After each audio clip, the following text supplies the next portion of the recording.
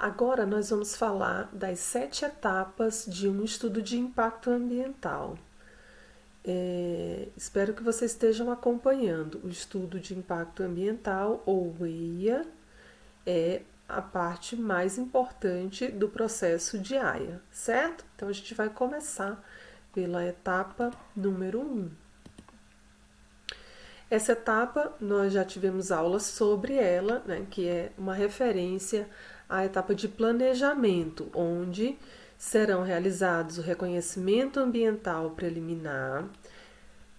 Com base nesse reconhecimento é feita a caracterização do projeto e as alternativas, e também é avaliada a compatibilidade do projeto com as legislações ambientais. Atividades preparatórias dessa fase, nós também já comentamos, vamos passar rapidamente por elas. Levantamento de bases cartográficas, fotografias aéreas, imagens de satélite, levantamento de dados socioambientais, estudo preliminar sobre a região, compilação de dados sobre o projeto, visita a empreendimentos semelhantes, visita ao local do empreendimento, conversas na área do projeto e entorno, levantamento e análise da legislação, identificação da equipe necessária e orçamento para a execução dos serviços. Então, tudo isso compõe atividades dessa etapa inicial. A respeito da compatibilidade do projeto com as legislações ambientais, esse ponto também a gente comentou anteriormente, mas, por exemplo, algumas, dependendo das restrições locais, né, um empreendimento pode encontrar maior ou menor dificuldade de ser aprovado, certo? Então é importante fazer esse levantamento das restrições locais via legislação. Por exemplo, a presença de uma área de proteção permanente. Vamos supor aqui a área de mata ciliar no entorno dos corpos aquáticos. A gente sabe que isso é área de proteção permanente, conforme estabelece o Código Florestal. Se o projeto que está sendo proposto para uma determinada área é a construção, né, instalação de linhas de transmissão de energia, e essas linhas vão passar por áreas onde tem áreas de preservação permanente como essas, a gente sabe que é bem mais fácil distribuir essas torres de maneira a desviar ao máximo essas áreas de preservação, de maneira a não impactá-las, ou pelo menos de que sejam derrubados o mínimo de árvores possível, certo? Então isso é uma maneira de minimizar os impactos de uma obra como essa. Mas se a gente estiver falando para esse local do fechamento de uma represa, é sabido que grandes áreas do entorno, que eram áreas de proteção permanente, serão alagadas e perdidas para sempre. Então o ambiente deixa de ser uma área terrestre com vegetação e passa a ser incorporada ao corpo aquático, com consequências muito importantes para a fauna, flora, para o solo, para as populações que residem na área. Então, por isso que é tão importante essa avaliação das restrições via legislação para o planejamento de um determinado empreendimento, certo? Vamos para a etapa 2. A etapa 2 é a identificação preliminar dos impactos. Nós também já comentamos sobre isso. Neste momento, não há uma preocupação com a classificação quanto ao grau de importância, mas os impactos que são considerados irrelevantes devem ser descartados aqui. Então, essa identificação preliminar é feita com base apenas naquela caracterização prévia do ambiente. Então,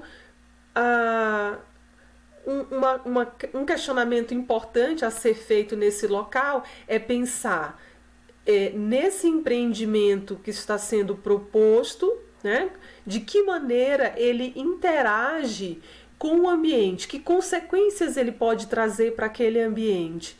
Então, a análise crítica dessas possibilidades vão gerar é, a, a enumeração de diversos impactos possíveis. E aí, nesse caso, eu dou bastante destaque à questão da experiência e opinião de especialistas, porque muitos deles, né, com a experiência em tratar com obras daquela categoria, eles, ou em lidar com propostas naquela determinada área, eles já têm mais ou menos noção dos impactos que serão oriundos daquela atividade. Também um método bem interessante utilizado para estabelecer essa relação atividade-ambiente é o método dedutivo, ou seja, você vai confrontar as atividades do empreendimento com os processos ambientais que ocorrem naquela área, e a gente já falou em aulas anteriores o que são os processos ambientais, e a partir de então são inferidas as consequências dessas atividades. Então, o método dedutivo. O método indutivo também é utilizado e ele, diferentemente do método dedutivo, ele vai generalizar a partir de fatos ou fenômenos observados. Então, aqui vale as comparações com casos similares. O que aconteceu, por exemplo, com o fechamento, com a construção de reservatório em rios dessa mesma bacia ou dessa mesma região, ou com essa mesma característica, certo? Então, a indução é nesse sentido. A dedução é com base no que se estima que aquele atividade vai causar no ambiente, quais são as consequências para esse mesmo ambiente, certo? E por último, também são utilizadas o apoio de checklists, que são as listas de verificação. Essas listas de verificação estão prontas para vários empreendimentos. Então, existem checklists para a área de mineração, para a área de ferrovias, para a área de hidrelétricas. Então, são impactos possíveis para atividades dessas categorias. Então, eles também são consultados, vejam, para uma identificação preliminar dos impactos.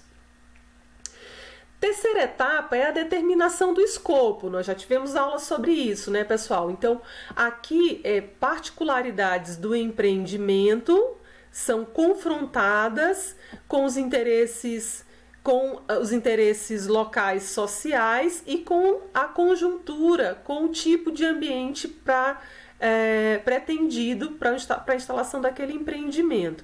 Então, é feita essa relação na etapa de escopo. É importante ajustar o foco da avaliação de maneira a buscar, a fugir do exaustivo, ou seja, buscar responder questões relevantes levantadas na etapa de planejamento. De que maneira, então, vai ser determinado o escopo? Nós também já conversamos sobre isso, né? Identificação dos impactos relevantes da etapa anterior, a analogia, né, com empreendimentos similares, também comentamos, a experiência dos especialistas, a opinião pública, né, o sentimento público em relação à obra naquele local e a verificação da legislação, se ela permite ou não aquele tipo de atividade, né? Com base nessas informações, né, com base na definição do escopo, é que então os consultores constroem um plano de trabalho. Então, não se faz um EIA sem antes construir um plano de trabalho, né? Então, é um planejamento prévio, materializado, e juntamente com o termo de referência concedido pelo órgão ambiental, com base no plano de trabalho, a gente passa então para a fase seguinte. Então, aí, finalmente, os consultores, né, e seus contratados passam à realização dos estudos de base. Essa é a etapa mais cara, porque é uma etapa mais demorada, que é a etapa de levantamento das informações que serão essenciais para as fases seguintes do EIA. Então, com base nos estudos, aquilo que foi previsto pode ser confirmado, concretizado ou não, e isso vai permitir ajustes necessários ao longo do processo de AIA. Para fazer um bom estudo de base, é necessário bom planejamento e abordagem dirigida, nós já comentamos sobre isso. É importante também definir quais informações, a escala temporal e espacial dos estudos, qual o método de coleta, quais são as análises laboratoriais que serão realizadas, quais são os procedimentos de tratamento e interpretação dos dados, coisas que foram definidas na etapa anterior, né, para a construção do plano de trabalho.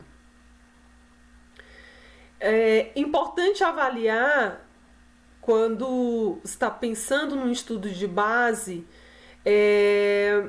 qual é a necessidade de coleta de dados em campo, o que você vai de fato precisar coletar e o que você pode utilizar de dados já coletados, né? Informações já catalogadas, já registradas, já publicadas. Lembrem-se sempre que a coleta de dados em campo, ela custa muito esforço dos pesquisadores, que podem ficar dias, meses, né, debruçados em lupas, em microscópio, em saídas de campo exaustivas, né? Isso pode custar muito dinheiro e tempo, né? Especialmente se for um local de difícil acesso, enfim, uma área muito ampla. Então isso deve ser levado em consideração. Também é importante definir exatamente qual é a área, se a área de estudo é exatamente a área de influência do projeto, ou seja, será que nós estamos cientes da amplitude dos impactos que esse empreendimento pode causar? Será que a área que está sendo influenciada por esse empreendimento, se ele for aprovado, ele é exatamente a área que nós estamos estudando, ou ele vai além disso, ou ele vai além dessa área, né? Bom, com base nos estudos de base que será construído o que a gente chama de diagnóstico ambiental. Então, o diagnóstico é o resultado do estudo de base, certo? A identificação, depois a etapa 5, a identificação e previsão dos impactos. Vejam, agora nós já temos as informações que foram obtidas por meio do estudo de base. Então agora é hora de revisar, atualizar e, quando for o caso, corrigir aquela lista preliminar de impactos que foi construída no plano de trabalho, né? Agora estabelecendo qual é a magnitude ou intensidade de cada um dos impactos. Também é nessa fase que é feita a previsão, ou seja, como esses impactos vão se comportar ao longo do tempo se aquele empreendimento for instalado, se operar. Então, a previsão é uma hipótese fundamentada e justificada, se possível quantitativa, sobre o comportamento futuro dos indicadores ambientais selecionados, que são representativos da qualidade ambiental. E de que maneira isso pode ser feito? Por meio de modelos matemáticos, experimentos, ensaios, extrapolação, simulações, analogia. Então, isso a cada caso um caso.